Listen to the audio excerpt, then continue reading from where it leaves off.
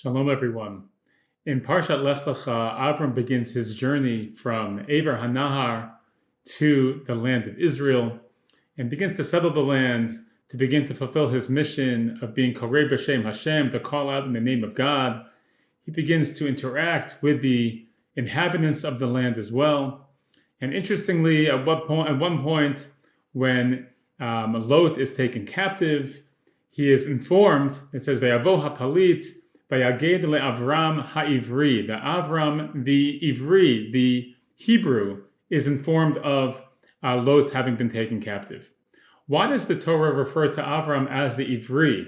What is this moniker? What does it indicate? Avram's not the only one who has this title. When Yosef is in the house of Eshet Potiphar, she accuses him and says, Na'ar Ivri, she calls him, the young Hebrew.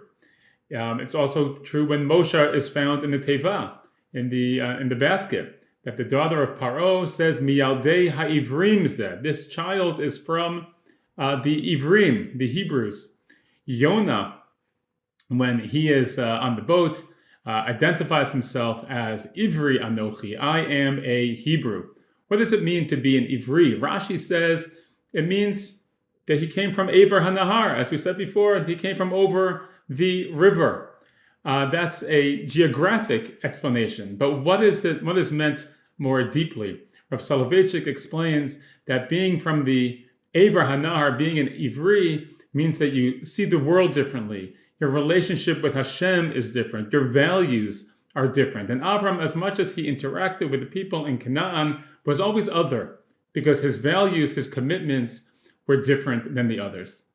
And this has really stood the test of time for the Jewish people. Wherever we have found ourselves, have always been other in some way. We've always been the people who view the world differently, approach the world differently, and are viewed by others as being different. When we come back to Eretz Yisrael and found the state of Israel also is run in a way that is not just, or meant to be not just kachol ha'amim, not just like all the other nations of the world, but driven by very particular values, driven by very particular mission to fulfill the will of Hashem in the world, and to be able to settle this land and represent Hashem to the other nations. Be'ezrat Hashem, we will be able to abide by our values, stand strong in the land of Israel, and be able to represent Hashem in the way that would be a kiddush Hashem, a sanctification of His name.